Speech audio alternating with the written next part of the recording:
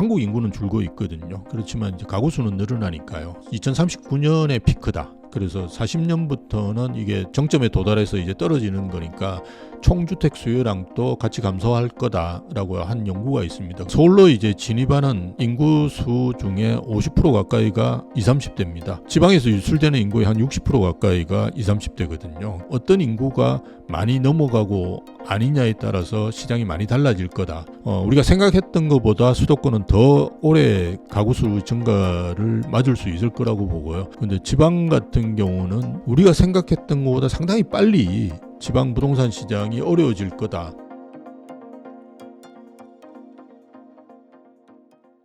안녕하세요. 인터뷰 진행을 맡은 카프카입니다. 오늘은 심영석 교수님 모시고 부동산 시장에 대한 이야기 나눠보도록 하겠습니다. 교수님 안녕하세요. 예, 안녕하십니까. 네, 간단하게 인사 부탁드립니다. 예, 저는 에스테이트 클라우드의 부동산 연구소장을 맡고 있고요. 저희 브랜드가 우대빵 부동산입니다. 그래서 지금 수도권에 한 30개 정도 지점을 가지고 있고요. 벤처기업입니다. 그래서 열심히 하고 있습니다. 이제 6.27 대책이 나온 지 한 달 정도 지난 것 같은데요. 예. 실제 지금 시장 분위기는 어떤 좀 상황인가요? 예, 거래가 많이 얼어붙었고요. 저희 이제 거래 저희가 한 달에 몇백 건씩 거래를 하니까요. 주로 아파트 거래를 하는데요. 한 40%로 줄었어요. 예, 그러니까 저번에 6월 달에 저희가 한 100건 거래했다 그러면 지금 한 40건 거래라고 생각하시면 됩니다. 예, 그래서 이제 8월 달로 들어왔는데요. 실제로 이제 서울 부동산 정보광장에 가셔가지고 거래량 같은 거 체크해 보시면 6월 달에 아마 12,000건 정도 그죠? 거래가 됐는데요. 이번에 아마 3,000건 정도로 돼 있을 거예요. 근데 아직 한 달이 남았으니까요. 그래서 한 달 25일 정도겠죠. 25일 정도가 더 거래가 되면 한 5,000건 정도 되니까요. 실제로 거의 비슷합니다. 한 40%로 줄었어요. 시장에서는 이제 매도하시려고 하는 분은 호가를 낮추지 않고 있고요. 예, 물론 이제 우리가 소위 이야기해서 강남이라든지 마용성이라고 하는 주거선호 지역을 말씀드리는 거고요. 살려고 하는 분은 대출 규제가 이렇게 강력하게 나왔는데 금매가 왜 없냐? 예, 이런 이제 투정을 부리십니다. 그래서 저희가 파는 게 아닌데 집주인분들은 절대 내리려고 하지 않습니다라고 이제 말씀을 드리다 보니까 매도 호가와 매수 호가의 차이가 또 벌어져 버렸어요. 그래서 매수자들도 그렇게 많지는 않고요. 과거에는 살려고 정말 줄을 섰는데 6월 달만 하더라도 그리고 매도자분들이 계좌를 안 줘가지고 정말 안타깝게 막 그러셨는데 그분들이 다 어디 가셨는지 다 사라지셨어요. 그래서 가끔씩 이제 금매 찾는 분들 전화가 오시는데 어쨌든 거래는 그런 상황이고요. 저희가 이제 지점 중에 금천구라든지 이렇게 서울 외곽 쪽에 있는 지점들이 있거든요. 네. 거기 이제 대표분하고도 이렇게 통화를 해보면 오히려 더 상황은 안 좋은 것 같아요. 우리가 일반적으로 알고 계시는 게 이게 6억까지는 대출이 되잖아요. 네. 그래서 6억 정도면 금천이라든지 우리가 소위 이야기해서 노도강이라고 하나요? 이런 서울 외곽 지역은 사실 수 있는데 그런 지역이 오히려 더 얼어붙은 게 아닌가라는 생각이고요. 제가 저번 주에 이제 제가 고향이 부산입니다. 그래서 부산에 일이 있어가지고 강의를 하러 갔었는데 거기 분들하고 이야기해 보니까 대출 규제가 나오고 난 다음부터 이제 문의가 또 끊겼다. 이런 이야기를 하셔요. 그래서 아니 그 부산하고는 전혀 상관없는 일이 아닌가. 그리고 특히나 이게 최근에 이제 대출 규제는 그 정책금융 빼고 나면 지방에 적용이 안 됩니다. 그래서 전혀 적용이 안 되는데 그냥 분위기 안 좋아. 그냥 그렇게 말씀하는 것 같아요. 그래서 제가 볼 때 이게 그 다른 규제하고 다르게 대출 규제 같은 경우는 오히려 이제 서울 외곽이나 지방을 더 이제 좀 힘들게 하는 게 아닌가. 내놨는데 팔리지도 않는다, 물어보는 사람도 없다, 이런 이야기를 하시는 것 같아요. 그리고 전세 같은 경우는 지금 계속 이제 그래도 거래가 꾸준한데요. 일단 매물이 없습니다. 매물이 없다 보니까 나오는 족족 이제 그 가격대로 나가는 상황이고요. 월세는 많이 올랐습니다. 그런데 매수자분들이 오히려 이제 월세 찾는 분들이 꽤 많으시니까요. 마찬가지로 전월세 시장은 여전히 강세를 보이고 있는데 매물이 많이 없어요. 그런 상황입니다. 현재 말씀하신 대로 이 대출 규제로 그 아파트 거래량이 급감하고 있는 지금 상황인데 예. 이러한 거래 절벽이 좀 언제까지 지속될 거라고 보시나요? 저희가 규제를 문재인 정부 때 저희가 한 30여 차례를 겪어봤는데요. 그 규제의 지속 기간이 한 길면 6개월이고요. 빠르면 3개월 내에 이제 회복을 하고 가격이 오르거나 거래량이 늘어났었거든요. 그런데 이번은 저는 이제 좀 조심스럽지만 한 3개월 정도로 보고 있는데요. 이게 왜냐하면 문재인 정부 당시하고 비교해 보더라도 그 대부분의 이제 변수들이 가격 상승을 가리키고 있거든요. 일단 뭐 그 입주 물량이 거의 없기 때문에 당시에는 이제 문재인 정부 5년 동안은 그 대략 한 5만 호 정도씩 입주를 했거든요. 평균을 내 보면. 근데 내년부터 이제 만 호로 이제 떨어집니다. 만 호 이하로. 그래서 2026년부터 28년까지 입주하는 양이 서울이 이제 아파트입니다. 그게 2만 5천 세대 정도밖에 안 되거든요. 그러니까 뭐 아주 예전에 이제 1년 평균보다도 반토막 나니까요. 아주 뭐 심각한 상황입니다. 그래서 그런 것도 있고, 그 다음에 금리가 뭐 떨어지면 떨어졌지, 그죠? 오를 가능성은 없거든요. 예, 뭐 그런 점. 그리고 최근에 이제 가장 불안했던 부분이 이제 내수 경기인데요. 내수 경기도 최근에 조금 좋아지고 있는 거는 같아요. 돈을 뭐 푸니까, 예, 저도 뭐 15만 원 받아가 잘 쓰고 있는데요. 예, 그 경기가 조금씩 좋아지는 것 같아요. 그래서 그런 점 고려해 본다 그러면 어쨌든 뭐 변수는 대부분 다 긍정적입니다. 그래서 아마 뭐 이런 게 예전에 비해서는 조금 더 빨리 땡겨져서 이제 시장이 움직이지 않을까라고는 생각은 하는데요.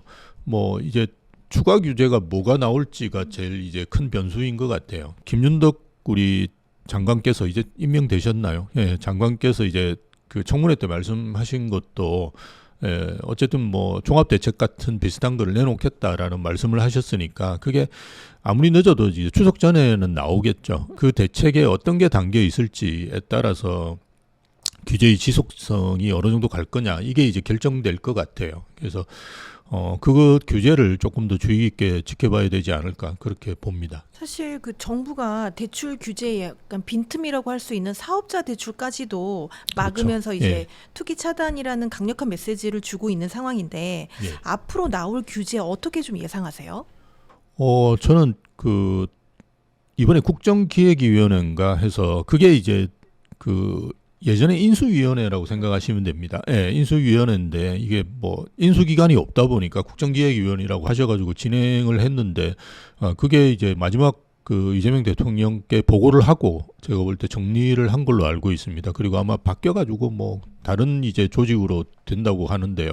그 인수위원회에서 이제 보고를 했는데요. 그런 기사들이 이제 언론에 많이 나오는 걸 여러분도 보실 겁니다. 근데 인수위원회라고 생각하시고 그게 좀 장기적인 과제들도 있고 그죠? 예, 그 다음에 모든 게 다 반영되지 않거든요. 예전에 문재인 정부 때도 마찬가지고 윤석열 정부 때도 인수위원회가 뭘 했는데 그게 뭐 다 그냥 시장에 반영된 건 아니니까요. 뭐 그걸 생각하시는 것이 좋을 것 같은데요. 어쨌든 거기 나온 내용, 보고 내용 중에는 대출 규제에 대한 내용이 여전히 들어있는 걸로 알고 있습니다. 지금 이제 빠져있는 대출 규제가 2가지 정도인데요. 그 전세 대출에 대한 규제가 있고요. 그 다음에 이제 정책 대출 또 DSR에 아직은 포함되어 있지는 않거든요. 이번에 이제 낮추긴 했는데 여전히 이제 정책 대출이 DSR에 포함이 되어 있지 않습니다. 그 대출을 포함해야 된다라는 내용이 나와 있는데요. 뭐 정책 대출 같은 경우는 포함하는 부분이 시장에 미치는 영향은 저는 뭐 아주 심각하다는 건 아닌 것 같고요. 사람들이 걱정하시는 부분은 이제 그 전세 대출인 것 같아요. 그러니까 전세 대출을 이제 어떤 식으로 이제 그 DSR에 포함시키느냐가 제일 큰 과제인 것 같아요. 근데 바로 이제 모든 걸 반영시키지는 않을 것 같고요. 1단계가 이제 이자만 반영한다든지 2단계가 원금까지 그냥 마지막 단계는 제가 볼 때는 한도를 정한 거라고 볼 수 있는 것 같아요. 예. 그래서 지금 담보대출이 6억이니까요. 전세대출을 뭐 3억이든 4억이든 그죠. 한도를 정해서 그 이상 안 빌려준다. 이거는 제가 볼 때 상당히 강력한 대출 규제라고 보입니다. 그런 부분이 포함되어 있는데요. 이게 실행이 될지 안 될지 이런 거는 좀 보셔야 됩니다. 왜냐하면 김준덕 우리 장관께서도 나오셔가지고 이야기하신 게 전세대출을 DSR에 포함하는 건 자기는 반대한다라는 이야기를 명백히 하셨거든요. 그런데 지금 장관이 취임하자마자 전세대출을 바로 이제 반영하는 금융위원회의 결정이 나올 수는 없을 거예요. 그리고 지금은 전세 가격은 되게 안정돼 있는 편이거든요. 우리가 매매 가격은 서울이 지금 4.3%인가 정도 누적 기준으로 올랐는데요. 전세는 1%대거든요. 지금 상황에서 반영될 가능성은 없는데요. 어쨌든 장기 과제로 제가 볼 때 반영될 가능성은 있다. 특히나 저희가 2023년도가 역전세가 제일 심했거든요. 저도 이제 상당히 힘들었는데요. 그러면 이제 계약갱신권을 쓰고 그죠? 심각해지는 시점이 2027년일 거거든요. 그럼 그 시점 전후로 해서는 저는 그 도입 가능성은 있다라고 봅니다. 그래서 어쨌든 그 부분도 좀 유심히 저희가 봐야 될 것 같고요. 세금 부분은 지금 뭐 건드리지 않겠다라는 말씀을 했고 실제로 이번에 세제 개편에서는 안 들어 있는 것 같아요. 저도 이제 7월에 나온 세제 개편 자료가 이미 기재위냐 그런데 올라가 있습니다. 여러분 다 원문을 보실 수 있는데요. 거기 보면 뭐 부동산 부분이 들어있긴 한데요. 굉장히 잡다한 내용이 들어있어요. 그래서 크게 이제 여러분들이 고려하실 사항은 없는데요. 이게 이제 우리가 항상 걱정하는 게 세율을 올리기에는 무리가 따르고요. 지금 우리나라 세금의 세율은 굉장히 높습니다. 그래서 부동산 부분 말씀드리는 거고요. 그래서 올리는 거는 부담스러울 것 같고요. 대신에 이제 공시가 현실화나 그죠 공장시장 가액 비율을 올리는 거는 가능한데요. 그걸 일단 세제 개편은 포함을 안 시켰어요. 세제 개편에 포함을 안 시켰다는 말은 법으로는 정하지 않겠다는 말이고 시행령이나 그죠 시행규칙으로 하겠다는 말이거든요. 근데 이건 언제든지 할 수 있는 거니까요. 우리가 뭐 지금은 이미 여러분들 재산세를 다 받아보셔가지고 아마 7월 달에 내셨을 거예요. 근데 뭐 약간 오른 정도 그죠? 이런 걸 보셨을 건데요. 내년은 어차피 내년 초에 그죠? 그 공시가 같은 게 정해지고 그 다음에 6월 1일 가지신 분이 이제 내시는 거잖아요. 그래서 아직 시간적인 여유가 있습니다. 그래서 지금 굳이 그 도입 안 해도 되는 건데요. 뭐 내년 초나 이렇게 해서 언제든지 시행할 수 있기 때문에 뭐 지금 안 된다고 해서 아니다라고 생각하실 필요는 없고요. 좀 대비를 하시는 건 좋은데 어쨌든 세제 개편에 포함은 안 된 것 같고 제가 볼 때는 세율을 올리거나 변동시키는 거는 좀 부담되기 때문에 공시가를 현실화시킨다든지 공정시장 가액비를 올리는 거는 저는 뭐 언제든지 쓸 수 있다. 그래서 그런 정도의 대책들이 포함될 거고요. 그 다음에 이제 가장 중요한 공급 대책이 들어가겠죠, 그죠? 공급이 이제 어떤 식으로 나올지 저도 뭐 좀 기대도 되고, 그런데요. 그런 대책을 아마 공급 대책 중심으로 해서 제가 볼 때 나올 것 같아요. 지금 시장이 굉장히 안정돼 있다고 이제 판단을 하고 있기 때문에. 그렇게 보입니다. 사실 수요 억제하는 이런 규제 정책은 좀 일시적이다라고 보시는 맞습니다. 의견들이 많이 있으신데 교수님도 일시적인 효과일 거라고 보시나요? 아니면 좀 장기적으로 시장이 좀 변할 거다 이렇게 보시나요?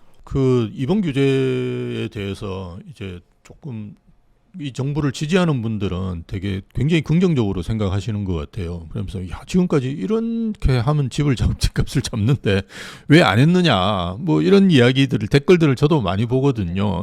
근데 벌써 잊어버리신 것 같아요. 2019년 12월 16일 날 우리가 15억 이상 대출을 안 해주는 더 강력한 규제가 있었습니다. 그래서 그때는 이제 9억에서 15억 사이도 20%밖에 안 해줬고요. 9억 이하의 경우에는 40% 정도 했으니까요. 만약 10억 정도 우리가 대출을 받는다라고 하면 지금 6억이 안 됩니다. 6억을 대출을 해주지 않았어요. 그래서 당시에는 정말 거의 대부분의 분들이 멘붕 상태에 빠질 정도로 강력한 대책이 나왔었거든요. 근데 그 대책이 5개월 못 갔어요.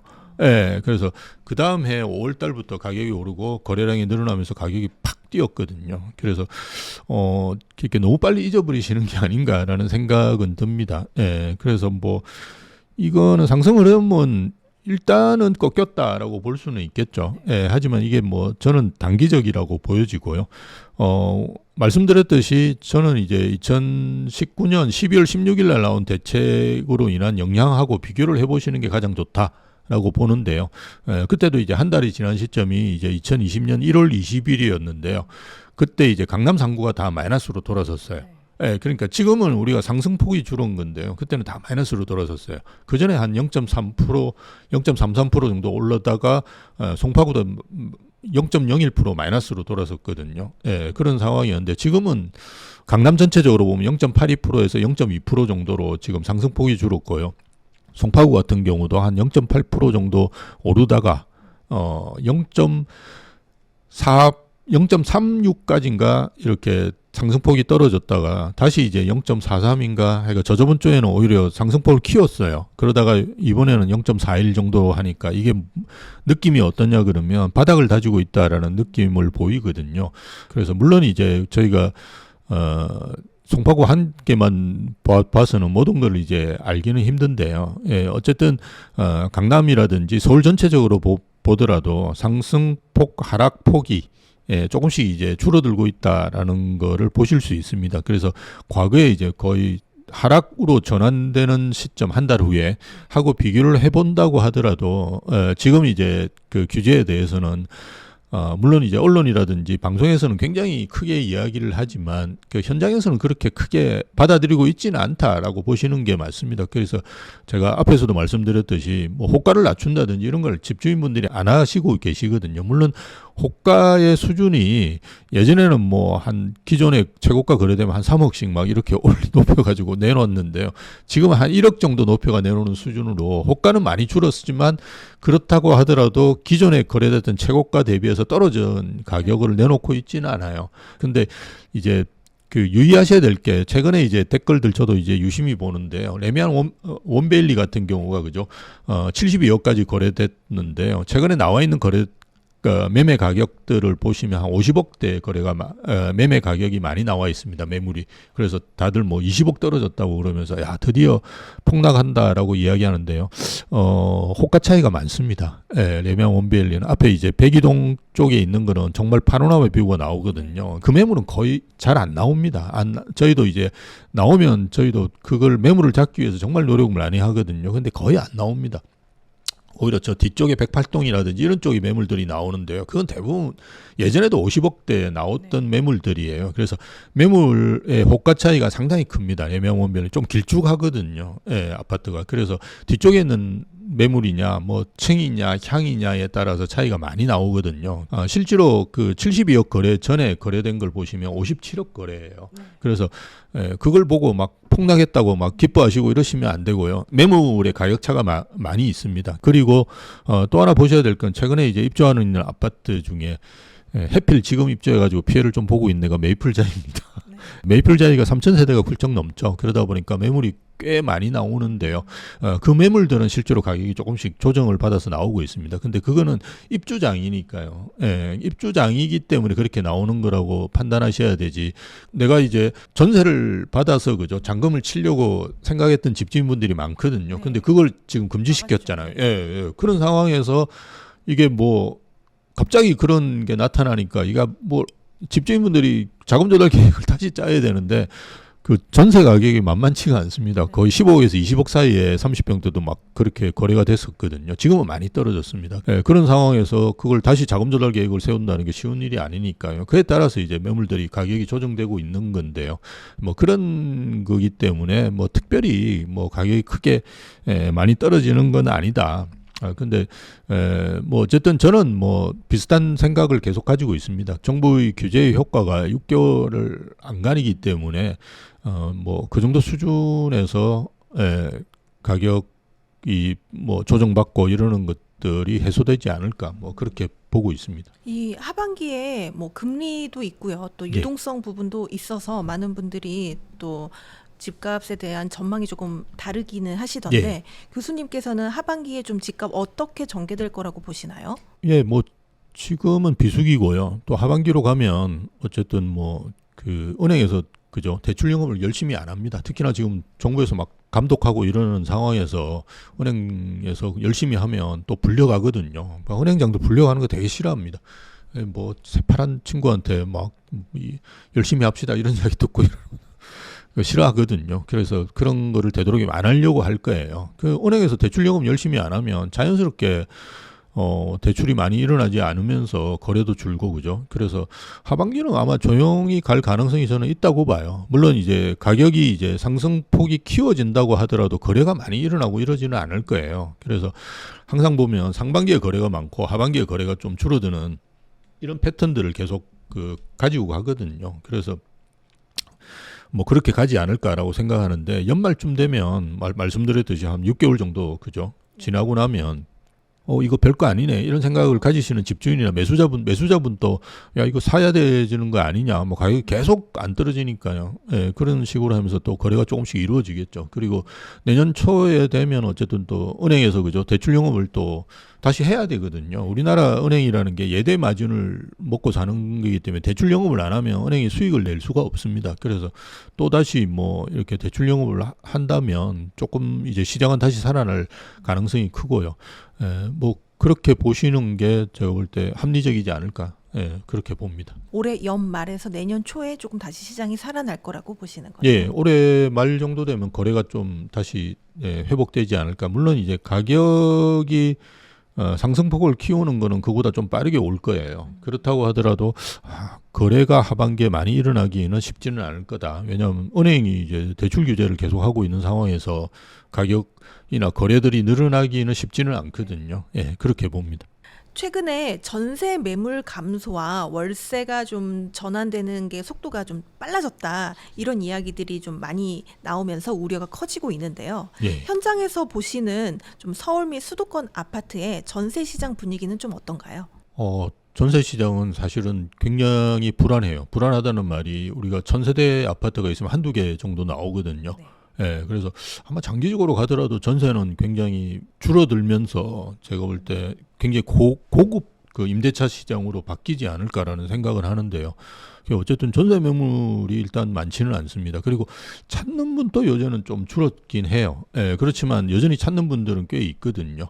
그래서 그분들이 찾는 만큼의 전세 매물은 안 나오니까요. 전세는 심각한데 그래도 전세 가격은 올해 이제 누적 기준으로 본다 그러면 뭐 매매는 이제 4.3% 정도 올랐는데요. 전세는 한 1.2% 정도 올랐거든요. 그러니까 거의 4배 차이가 날 정도로 안정돼 있다라고 봅니다. 예, 그래서 그게 이제 전세에서 월세로 이렇게 바뀌고 있으니까 저는 그렇게 통계가 나오는 게 아닌가라는 생각이 돼요. 왜냐하면 뭐 5억 전세였다가 이게 6억이나 7억으로 올랐는데 그죠? 사실은 5억에 그냥 뭐 몇십만 원 그죠? 이런 식으로 오른 부분을 그냥 월세로 돌려버리면 전세 가격이 안 오른 거거든요. 예, 이게 통계상으로 우리나라에서 이게 전월세를 합쳐가지고 이렇게 하는 게 아니라 전세, 월세 이렇게 따로 하다 보니까 제가 볼 때 그런 게 이제 보이는 건 아닌가라는 생각인데 전세 시장은 좀 뭐 심각하다라고 보시는 게 맞고요.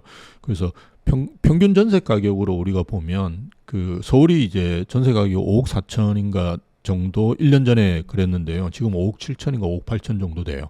그래서 그것만 놓고 보면 한 5% 정도 올랐거든요. 그래서 실제로 그런 걸 볼 수 있고요. 그리고 지금 월세 같은 경우도 우리가 평균입니다. 서울이 1억 9,400 정도 보증금에 월세가 142만 원인가 4만 원인가 그래요. 그래서 2억에 그냥 140만 원이라고 생각하시면 되는데요. 제가 말씀드리는 게 강남이 아니고요. 평균입니다. 평균. 그러니까 아주 높아요. 예, 아주 높아요. 제가 이게 데이터를 찾아보고 깜짝 놀랐는데요. 그래서 예전에 우리가 100만 원, 200만 원짜리 월세를 보기 힘들었거든요. 그런데 지금은 상당히 많이 올라 있습니다. 그래서 월세 상승률은 굉장히 높다라고 보시는 게 맞고요. 매물이 앞에서도 말씀드렸듯이 없다라고 이야기했는데요. 최근에 이제 아시를 찾아보시면 한 2만 개 정도 전세 매물이 있거든요. 그런데 연초가 한 3만 개 정도여서 거의 1만 개가 없어졌어요. 네. 예, 그게 이제 말씀드렸듯이 이제 월세로 전환되기도 하고 그죠? 예, 거래되기도 하고 이러면서 계속 없어지는데 새로운 이제 전세 매물이 안 나오다 보니까 계속 줄어듭니다. 근데 매매 매물은 연초 대비해서 매매 매물도 줄었는데요. 그래도 한 7만 4천 건, 7만 3천 건 정도 되거든요. 근데 이제 걱정되는 거는 저희가 전세 거래가 매매 거래보다 많습니다. 예, 매매 거래가 적습니다. 예, 그리고 한 2배 정도 차이가 나는 경우도 있고요. 예, 그런데 한 3분의 1밖에 지금 매물이 없거든요. 그래서 이거 참 심각하다라는 걸 저도 이제 하고 있고요. 그래서 말씀드렸듯이 1000세대가 있으면 뭐 한두 개 정도 나올까 말까 하는 상황이니까요. 일단 현장에서는 전세 시장은 굉장히 불안하다. 뭐 이렇게 보시는 게 맞는 것 같아요. 사실 뭐 지금 상황도 이야기해 주셨지만 이 정부의 대출 규제로 인해서 네. 매수 심리가 꺾여가지고 또 임대차 수요가 또 상대적으로 늘었잖아요. 그렇다 맞습니다. 보면 예. 올 하반기나 내년에 좀 전세 시장이 굉장히 더 어려워질 것으로 보이는데 예. 좀 전세 시장 어떻게 앞으로 좀 전망하세요? 그러니까 전세는 뭐 실수요입니다. 이거는 사실은 예측하기 쉬워요. 그래서 입주 물량이 제일 크게 작용하고요. 왜냐하면 입주 물량이 많아지면 당연히 전세가가 하락하거든요. 그래서 작년에 이제 올림픽 파크 포레온 때문에 전세 가격이 많이 안정돼 있었고요. 올해 초에도 상당히 많은 이제 뭐 광명 같은 경우도 서울에 영향을 줍니다. 그래서 그런 데라든지 아니면 이문유기뉴타운 이런 데 만세대씩 그죠. 올해 입주를 했으니까요. 이런 걸로 인해서 전세 가격이 상당히 안정이 됐었는데요. 이제 내년부터는 이제 그게 입주장 자체가 거의 없어지거든요. 서울에. 그러면 당연히 전세는 이제 심각해진다라고 보시는 게 맞고요. 말씀하신 대로 이제 일단 매매 수요가 이제 전세 수요로 넘어가는 것도 이제 별로 시장에 좋은 영향을 안 줍니다. 이제 일정 부분 매매로 넘어가야 되는데 이게 떨어질 것 같으니까 다시 그냥 전세로 눌러 앉는다든지 아니면 다른 전세로 이제 빠지신다든지 이렇게 돼 버리면 그 수요가 이제 전세 가격을 또 오르게 만드는 요인이 되거든요. 그래서 그 두 가지에다가 최근에는 또 이제 연립이나 오피스텔 전세가 거의 없어졌다고 보시면 됩니다. 그래서 아파트로 이제 쏠리는 현상이 있거든요. 근데 서울이 그 아파트에 거주하시는 비율 자체가 전남, 제주 다음으로 낮습니다. 43.5% 정도밖에 안 되거든요. 근데 여러분들 저 울산이라든지 세종 이런 데 가보면 거의 70% 이상이 아파트거든요. 근데 서울은 아파트가 일단 적습니다. 그래서 서울이 내가 다니다 보면 전부 아파트인데 왜 아파트가 없냐? 박원순 시장께서 10년 동안 사실은 인허가를 하나도 안 내줬어요. 그러고 그냥 가셨거든요. 그러다 보니까 예전에는 그러니까 유일하게 주택 보급률이 떨어지는 지역이 서울이거든요. 근데 주택 보급률이 떨어지는데 그 떨어지는 비율이 주택 유형이 뭐냐면 다 아파트입니다. 연립은 그래도 꾸준하게 공급을 했거든요. 그래서 지금 상당히 심각한 상황이다라고 보시는 게 맞아요. 저도 걱정을 많이 하는데요. 이번 정부에서 사실은 좀 실수를 한 게 아닌가라는 저는 생각이 담보대출을 저희가 빌리면 이제는 실거주를 해야 됩니다. 이거는 이제 마찬가지로 전세를 없애는 거거든요. 그래서 이게 전세 가격을 더 폭등시킬 수 있는 큰 요인이 될 수 있다. 지금 안 그래도 전세 시장이 안 좋고 월세 시장이 안 좋은 방향으로 가고 있는데 실거주를 과하게 요구하는 지금 규제가 나왔거든요. 왜냐하면 수도권을 토지거래 허가제로 다 묶은 거나 마찬가지입니다. 우리가 대출을 안 일으키고 집을 사시는 분이 지금은 거의 많지를 않거든요. 그런 상황에서 지금 대출을 뭐 1억이라도 일으키면 무조건 들어가셔야 돼요. 그럼 전세를 계속 없애는 거거든요. 그래서 이게 시장에 어떤 작용을 할지 저는 되게 걱정이고요. 왜냐하면 아까도 말씀드렸듯이 23년도에 우리가 역전세를 많이 당했는데요.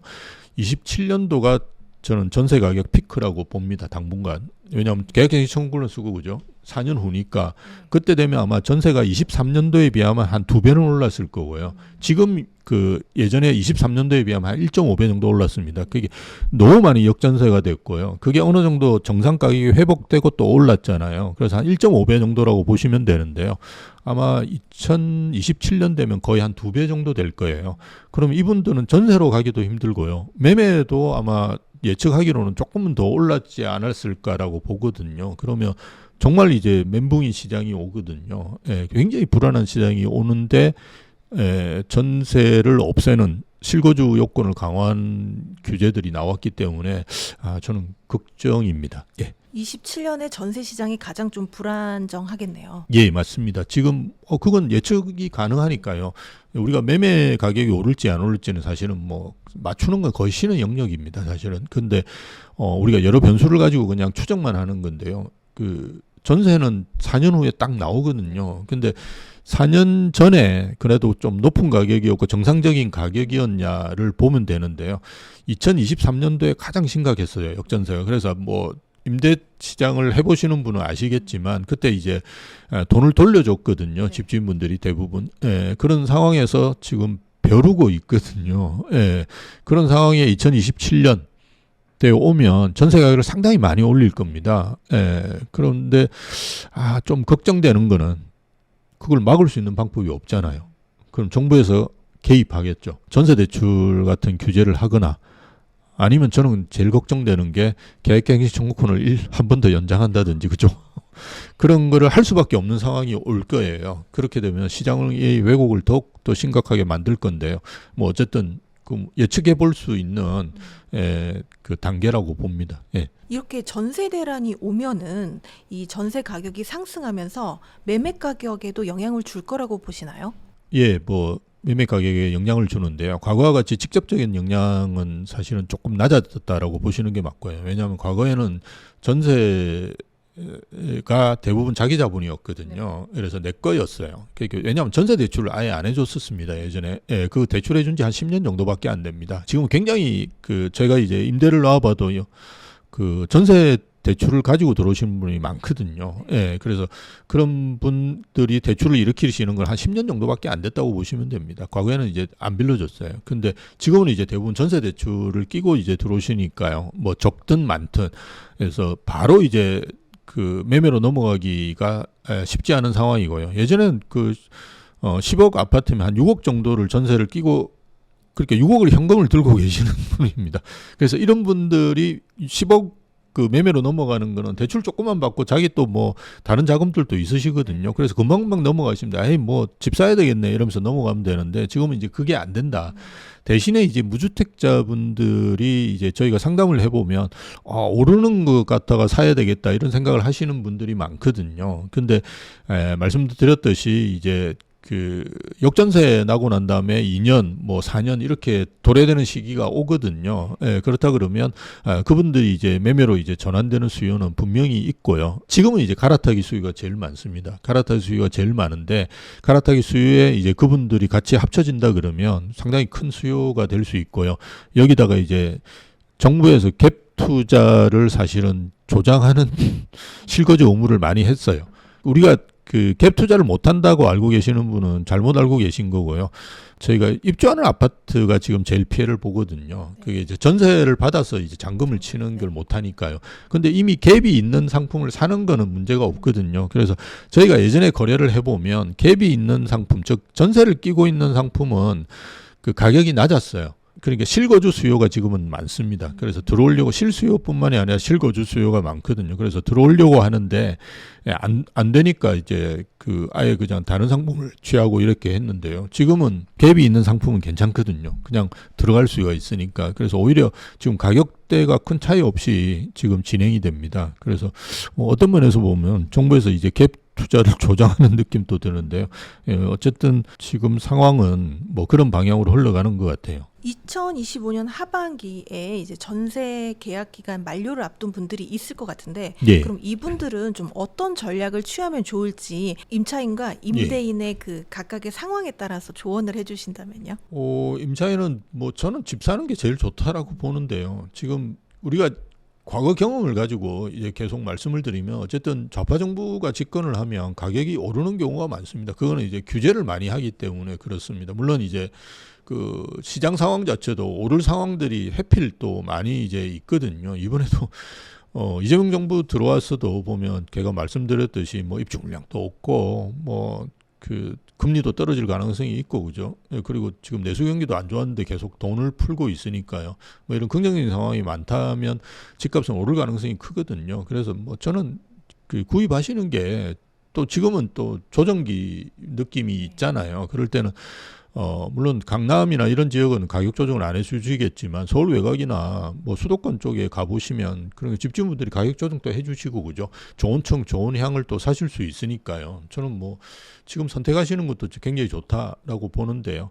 뭐 난 불안하다 이렇게 생각하시는 분들 같은 경우는 그냥 뭐 그 임차로 계속 거주하시는 건 좋긴 한데요. 저는 이제 원룸이라든지 아니면 저 연립 오피스텔 이런 쪽보다는 최근에 이제 공공지원 민간 임대 아파트들이 많이 있거든요. 그래서 보시면 자이라든지 뭐 롯데캐슬 이렇게 되어 있는데 다 임대 아파트고 이렇게 찾아보시면 매물이 없어요. 이런 데가 이제 공공지원 민간 임대 아파트인데 8년인가 10년인가 사실 수 있거든요. 그런 매물들이 중간에 이제 이동하시는 분들 때문에 나옵니다. 그게 공고가 되거든요. 근데 그런 거 하셔가지고 저는 20평대 이렇게 들어가시면 되게 좋다라고 봅니다. 최근에 이제 개봉동에 보면 아이파크몰이 있는데요. 거기 위에 아이파크가 있습니다. 그게 그 공공지원 민간임대 아파트입니다. 근데 그런데 사시면서 좀 주거를 상향시키는 노력들을 하시는 게 좋아요. 자꾸 원룸에 들어가셔가지고 뭐 자꾸 50만 원짜리, 60만 원짜리 이렇게 찾아다니시는 것보다는 거기도 보면 보증금 같은 것도 대출이 가능하거든요. 예, 하고 월세도 그렇게 높지가 않습니다. 그리고 보증금 월세 비율을 본인이 조정하실 수 있습니다. 예, 물론 이제 승계하는 경우는 그걸 그냥 받아야 되는데요.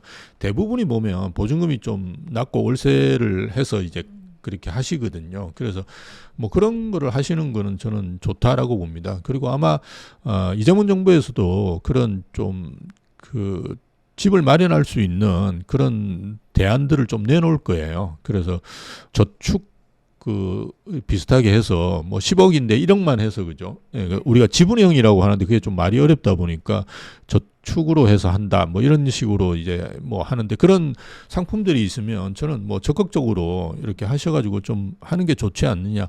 예, 궁극적으로 우리가 목표는 내 집 마련으로 두셔야지. 그냥 편안하게 10년 사시고 편안하게 30년 사시면 거의 벼락거지 되거든요. 그러니까 우리가 우상향합니다. 그 뭐 여러분 그 점심 드시는 게 지금 뭐 10,000원 이하였다가 지금 대부분 강남에는 가면 저희가 거의 15,000원 하거든요. 그래서 이렇게 오르는데 집값만 떨어진다는 게 사실 상식적인 건 아니고요. 그래서 자꾸 이제 내 집 마련하실 수 있도록 하시는 게 좋습니다. 워렌 버핏이라는 아주 유명한 주식 투자자분 또 제일 처음에 자산 관리는 내 집 마련이다는 말씀을 하셨거든요. 그래서 여러분 주변의 부자 중에 집 없는 사람 아무도 없을 거예요.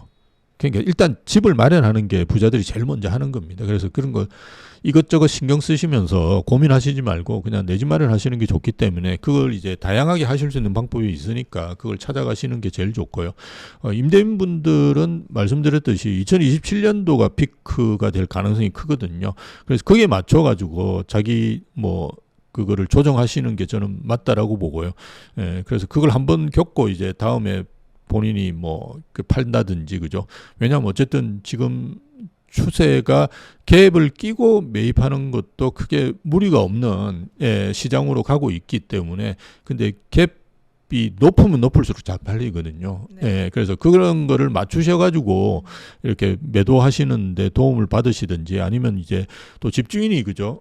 실거주 할 때는 들어가실 수 있습니다. 들어갈 수도 있는데 그게 상황이 이제 언제 들어가시냐 좋은 거를 좀 조정하셔야 되는데요. 27년이 아마 피크가 될 것 같아요. 거기에 맞춰가지고 본인 그러니까 입주하시는 것도 조정하시는 게 좋지 않을까 그렇게 봅니다. 최근에 그 외국인들에게는 대출을 좀 열어주고 자국민에게는 막는다. 그래서 예. 좀 역차별 이슈가 논란이 되고 있는데요. 예. 실제 외국인들의 시장 참여가 문제가 될 정도로 좀 많은 편인가요? 제가 단정적으로 말씀드리는 게 많지가 않습니다. 외국인 그 소유 비중이 우리나라에 0.52%인가 그런데요. 이게 그렇게 높지는 않습니다. 높지는 않고요. 문제는 뭐냐 그러면 특정 국가에 좀 몰려 있다는 게 문제인데요. 한 60% 이상이 중국 분들이 사십니다. 근데 그 비율이 최근에 좀 늘었어요. 그러다 보니까 이제 걱정들을 많이 하시는데요. 근데 중국인 분들이 집을 사셔가지고 강남 집값이 올랐다 이렇게 이야기하시는 그 언론도 있는데요. 그건 잘못된 겁니다. 중국 분들이 강남 잘 안 삽니다. 제가 예전에 중국 사업가분하고 같이 미국 대학 쪽 일들을 제가 많이 해왔거든요. 그래서 같이 중국 분들이 이제 미국 대학 뭐 이렇게 가지고 있고 이런 거 되게 좋아하거든요. 그러다 보니까 그분이 이제 투자하셔가지고 같이 일을 해봤는데 집이 이제 대림동 쪽에 계세요. 그래서 자산이 꽤 있는 분이시기 때문에 제가 아니 강남에 집 한 채 사시지 이랬더니 뭐 자기 강남에 있으면 친구들 다 대림동에 있고 영등포에 있으니까 불편하대요. 그래서 친구들 만나기 다니기도. 그리고 보면 1호선 라인이 대부분 그 사십니다. 그래서 인천에도 뭐 부평인가 그쪽에 최근에 막 되게 많이 늘었어요.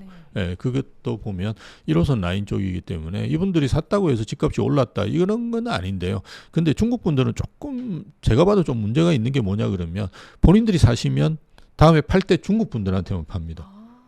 그러니까 이게 계속 누적되는 거예요. 네. 우리가 보통 사서 영국 분들한테 팔면 영국 분은 또 다음에 또 한국 분들한테 또 팔고 이러거든요. 네. 그렇게 거래가 하는데 중국 분들은 사면 중국 분들한테 팝니다. 그러다 보니까 이게 계속 늘어나게 보이는 거거든요. 그래서 좀 특이한 좀 민족인 것 같아요. 제가 봐도 좀 특이합니다. 특이하는데 어쨌든 이제 그런 것 때문에 언론에도 보면 굉장히 이제 과격한 이제 그런 것도 있는데요. 저는 뭐 그렇게 걱정할 건 아니다라고 보는데요. 대신에 이제 금방 말씀하셨듯이 뭐 우리가 대출도 막 자유롭고 규제도 안 받고 이러는데요. 모르기 때문에 규제를 못 받는 거라고 보고요. 뭐 이분이 이 두 채 가지고 있는지 세 채 가지고 있는지 모르잖아요. 그러니까 그거를 할 수 없고 이게 뭐 한 가구로 따지기도 힘들고요. 왜냐하면 결혼했는지 안 했는지도 알 수가 없어요. 그래서 각자 사버리면 두 채 살 수 있거든요. 그리고 우리가 적용을 할 수 없습니다. 다주택 적용 자체를. 그런 것도 안 되고요. 그리고 대출은 우리나라에서 거의 안 받습니다. 예, 중국에서 받아가지고 오거든요. 그래서 그런 것도 사실은 조금 잘못된 거예요. 제가 이제 만나본 거나 알고 있는 범위 내에서 말씀을 드리는 건데 아마 대부분 맞을 겁니다. 제가 중국 분들하고 일을 많이 했기 때문에 이분들이 어떤 성향을 가지고 이제 대충 알고 있어요. 그래서 저는 너무 좀 과한 규제를 적용하는 건 아니다. 왜냐하면 우리도 일본 가서 집 사는데 뭐 아무 문제가 없거든요. 그리고 일본에 그러니까 좀 안타까운 게 우리나라만 다주택 규제가 있잖아요. 그러니까 이런 문제가 생기는 거예요. 그러니까 이게 다주택 규제가 있는 나라가 없습니다. 이게 중국도 없고 미국에는 집을 많이 가지고 있으면 혜택을 줍니다. 예, 그래서 왜냐하면 이 사람 때문에 임대차 시장이 안정이 되니까요. 그래서 혜택을 주는데 우리는 그냥 집을 많이 가지고 있으면 무조건 나쁜 놈이에요. 그래서 그런 식으로 규제가 있기 때문에 우리가 역차별 당하고 있거든요. 그래서 그런 거는 저는 좀 없어져야 된다라고 봐요. 어쨌든 제가 다른 지역은 아닌데 그 지역별로 좀 이런 차별된 규제를 하는 건 맞다고 봐요. 이게 서울은 한국 분들이 사기에도 적잖아요, 지금. 그래서 계속 문제가 생기고 있으니까 서울을 살 경우에는 뭐 못 사게 할 수는 없는데요. 뭐 취득세를 올린다든지 그러니까 특정 나라들 가보시면 외국인이 살 경우 취득세를 높이는 경우가 있습니다. 그래서 취득세를 높인다든지 아니면 거주 의무를 준다든지 1년 거주하고 난 사람만 살 수 있다든지 그죠? 뭐 이렇게 좀 하는 게 좋은데요. 왜냐하면 외국인이 집을 사는 경우는 뭐 그냥 사는 경우도 있는데요. 여기서 와서 경제 활동을 하려고 하는 경우가 많습니다. 그래서 외국인 직접 투자하고 연관이 많이 되거든요. 그래서 내가 그 한국에 뭐 몇십억, 몇백억을 투자하려고 지금 하고 있는데 집도 못 사게 하는 거는 저는 좀 문제가 있다고 봐요. 그런 그 실거주 의무나 취득세 좀 조항 같은 경우는 서울의 경우에는 저는 좀 하는 게 좋고요. 외국인들이 우리나라에 와서 집을 많이 사는 건 저는 좋은 거라고 봐요. 예, 그래서 앞으로 우리가 인구가 줄어드는 상황인데 수도권도 이제는 위험하거든요. 수도권 외곽 같은 경우는. 그래서 너무 이제 부정적으로 좀 바라볼 건 아닌 것 같고요. 그래서 서울 내에 집을 사는 거는 좀 실거주 의무라든지 이런 걸 두는 거는 저는 좀 필요한 것 같습니다. 최근에 이제 이주비 대출까지 막히면서 예. 재개발, 재건축 이제 추진 단지들이 좀 영향을 좀 받고 있는 것 같습니다. 예. 실제 현장에서 어떤 문제들이 좀 발생하고 있나요? 이게 사실은 이주비 대출은 그 철거를 했기 때문에 어디 가야 되잖아요. 그렇죠. 그래서 이거는 그 투자하고 전혀 관련이 없는데 이주비 대출까지 지금 막힌 상황이에요. 그래서 뭐 이렇게 이주비 대출이 막히면 자연스럽게 그 이주가 안 되니까 철거를 못 하면 착공을 못 하잖아요. 그래서 지금 안 그래도 주택 공급이 부족한 상황인데 그나마 이제 서울에서 공급할 수 있는 방법은 저희가 계속 이야기한 대로 재개발 재건축밖에 없거든요. 근데 재개발 재건축이 지금 멈춰서 있는 단지들이 꽤 많이 있습니다. 그나마 이제 그 철거가 진행되는 데는 굉장히 빠른 단지들이고요. 지금 그 전에 뭐 이를테면 사업 시행 인가를 받았거나 그죠 해서 관철을 넘어가야 된 단지들도 일단 멘붕 상태가 되는 거죠.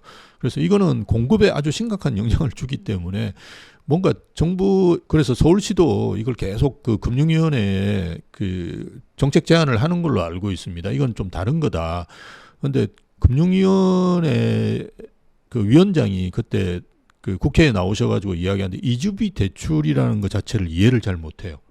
재개발 재건축을 이해를 못하다 보니까 이주비 대출이 어떤 의미가 있는지를 계속 딴소리를 하는 거를 그렇게 제가 봤거든요. 그래서 전혀 모르는 대출이니까 그냥 다 같이 막은 거예요. 그래서 이거는 사실은 저희가 투기하고 전혀 관련이 없는 대출이기 때문에 좀 그 풀어가지고 공급에 영향이 없도록 해야 되는데 좀 안타까운 것 같아요. 이렇게 되다 보면은 이제 서울 정비 사업이 뭐 70% 이상 중단될 수도 있다라는 이야기도 나오고 있는데요. 이게 현실화될 경우에 좀 어떤 충격이 올까요? 그러니까 이게 그 문제가 되면 또 시공사를 쳐다볼 수밖에 없거든요. 그래서 추가 대출을 이제 시공사에서 일으켜가지고 그죠 해야 되는데요. 시공사의 신용도로 이제 일으켜야 되겠죠. 그래서 안 그래도 지금 그 서울에 있는 재개발 재건축은 대부분 대형 건설사들이 독식하고 있는 상황입니다. 그래서 중견 건설사들이 들어올 수 있는 영역이 거의 아니거든요. 근데 저는 이제 앞으로 훨씬 더 강해질 거다라고 보고요. 그리고 내가 이제 그 대형 건설사라고 한다 그러면 어떻게 할 거냐 그러면 이제 굉장히 그 수주하는데 조심할 거다. 이제 자금이 훨씬 더 많이 들어갈 수밖에 없는 상황으로 처해지잖아요. 그러면 재무 건전성도 이제 해칠 수도 있고요. 예, 본인도 이제 리스크를 부담해야 되거든요. 그렇다 그러면 아주 좋은 사업장만 그죠 하겠죠.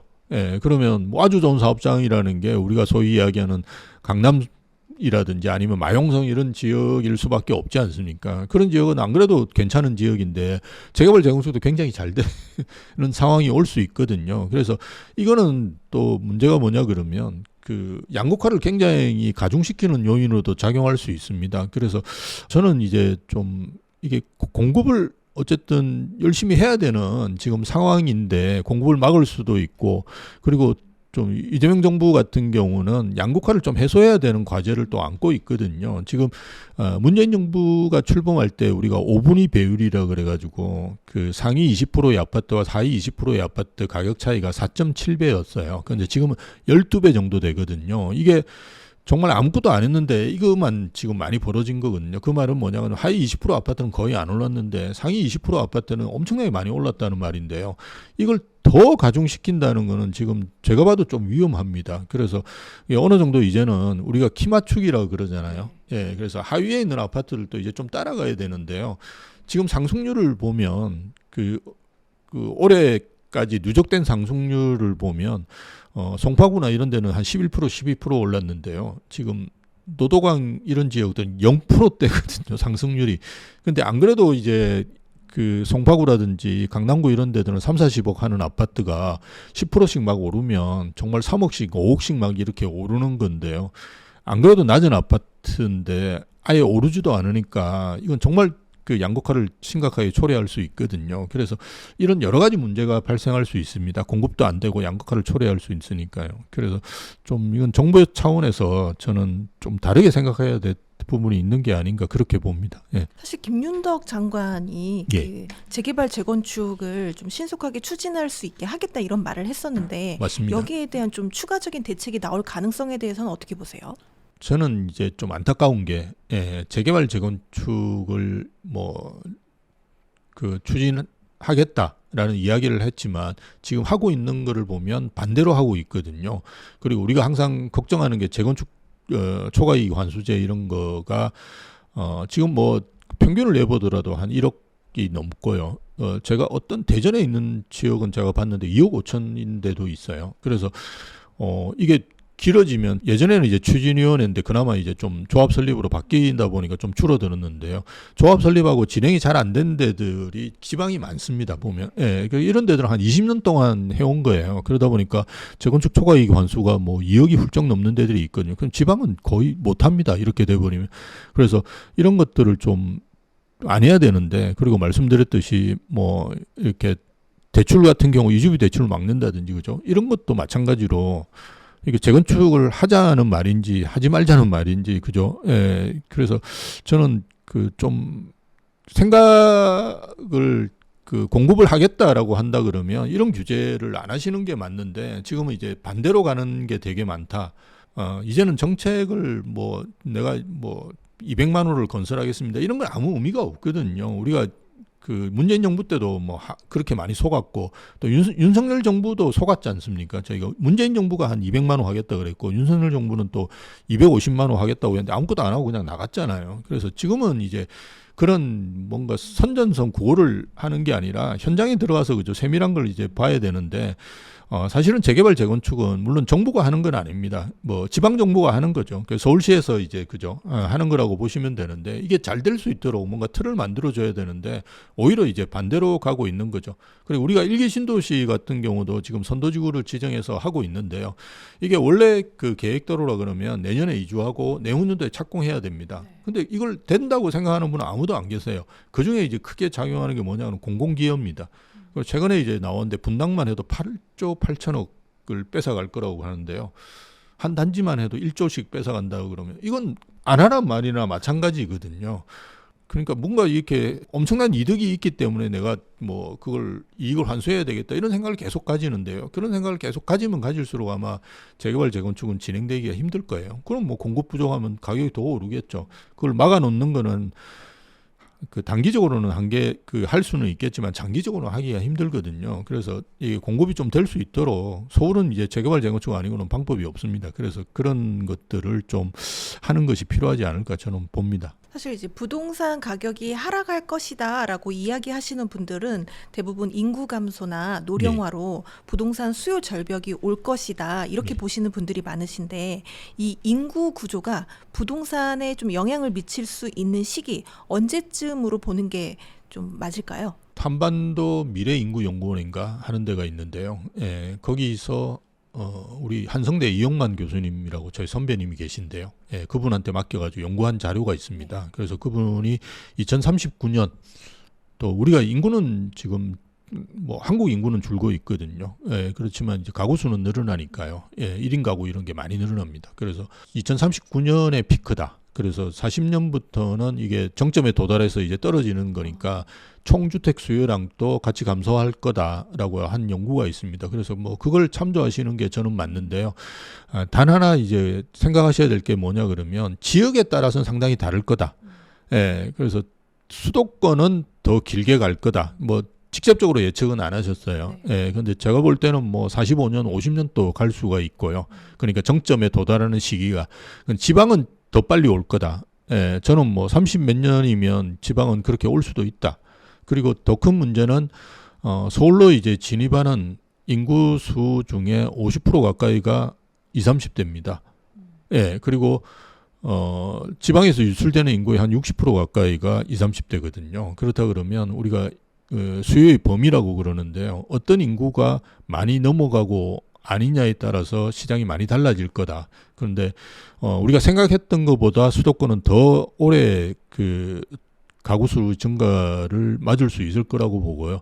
그런데 지방 같은 경우는 우리가 생각했던 것보다 상당히 빨리 지방 부동산 시장이 어려워질 거다라고 저는 봅니다. 그래서 그런 점들을 다 고려하셔가지고 의사결정을 하시는 것이 좋지 않을까 싶습니다. 사실 최근에 뭐 1인 가구가 증가하고 네. 반려동물 가구도 지금 증가하고 예. 이런 좀 인구 구조 변화가 이 미래 주택 수요에 좀 어떤 영향을 미칠 것이다라고 이렇게 좀 보시나요? 그 1인 가구가 늘어나고 있는데요. 아마 늘어나는 것도 어느 정도 수준에 가면 조금씩 줄어들긴 할 거예요. 왜냐하면 이제 젊은 분들이 이제 없어지거든요. 늘어나는 것도 한계가 있을 거다라고 보는데 어쨌든 지금은 이제 가구 수가 계속 늘어나고 있습니다. 근데 우리가 생각하셔야 될 부분은 뭐냐 그러면 1인 가구가 원하는 주택 수요와 지금 우리나라에서 주택 공급하는 방식은 좀 다르게 진행되고 있습니다. 지금은 20, 30평대를 많이 공급하거든요. 그건 방 3개, 화장실 2개인데요.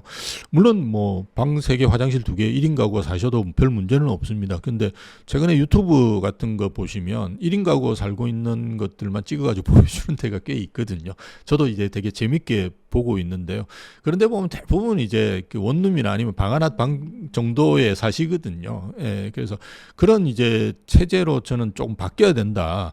왜냐하면 그 서울에 이제 우리가 소위 이야기해서 그런 거는 원룸이라든지 오피스텔 이런 데 많이 있잖아요. 많이 있는데 그런 거를 또 그렇게 선호하시지는 않으시거든요. 우리가 큰 아파트 단지 내에서 그죠. 커뮤니티 시설이 잘 돼 있는 데서 내가 이제 방 하나 있는 데를 선호하십니다. 근데 우리가 그 대단지에도 보면 그런 평행은 거의 없거든요. 그래서 이런 그 주택 공급 체계 자체가 저는 좀 빨리 바뀌어야 된다.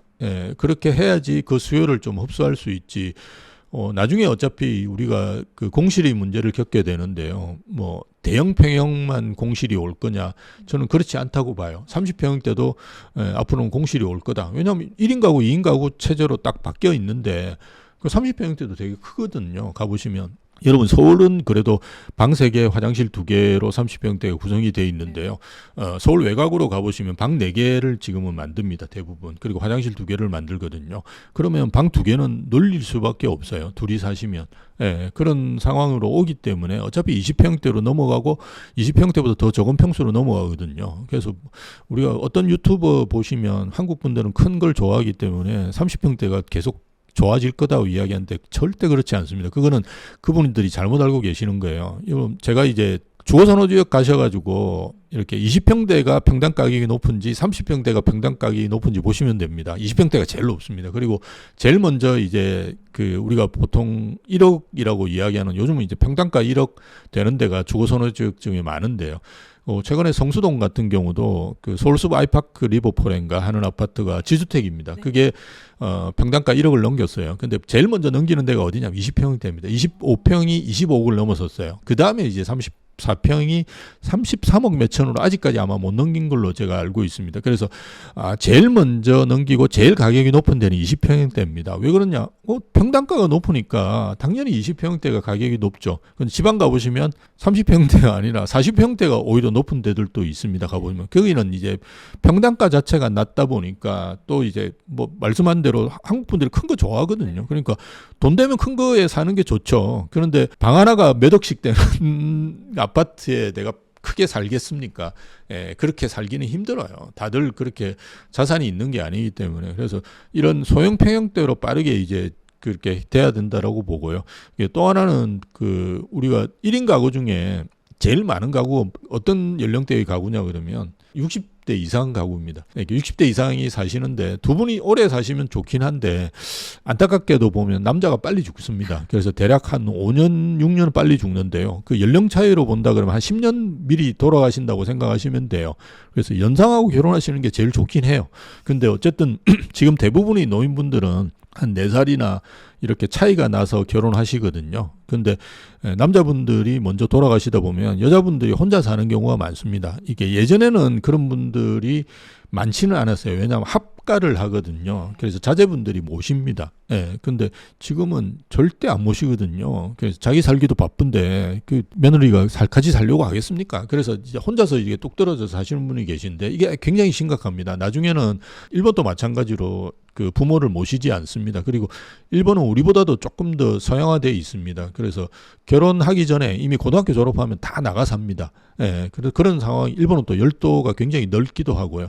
예, 그런 상황이기 때문에 이 노인분이 혼자 사는 데 따른 일본의 문제들이 많이 생깁니다. 왜 돌아가시고 나면, 그, 반려견들이 이제 시체를 훼손한다든지 이런 일들이 상당히 많이 벌어집니다. 그게 사회 문제가 됩니다. 그래서 우리도 이런 노인분들만 살고 있는 가구들이 꽤 많이 생길 거예요. 그리고 그거를 이제 우리가 어떻게 관리할 거냐가 앞으로 이제 큰 과제가 될 겁니다. 이제 그래서 우리는 이제 그 실버타운이 없거든요. 거의 없다라고 생각하시면 됩니다. 일본만 하더라도 그 유료 노인 건가 뭐 이렇게 실버타운이 있는데요. 그게 한 2만 개 정도 됩니다. 우리가 지금 한 50, 60개밖에 안 될 거예요. 그래서 이거를 어떻게 관리할지 이게 이제 앞으로는 굉장히 중요한 문제로 사회 문제로 대두될 겁니다. 그래서 지금 우리는 그 소셜 믹스 이런 거를 계속 이야기하는데요. 이미 외국에는 소셜 믹스 이야기하는 나라가 거의 없습니다. 예, 제가 이런 이야기하면 저는 또 뭐 딴 이야기 한다라고 이야기하는데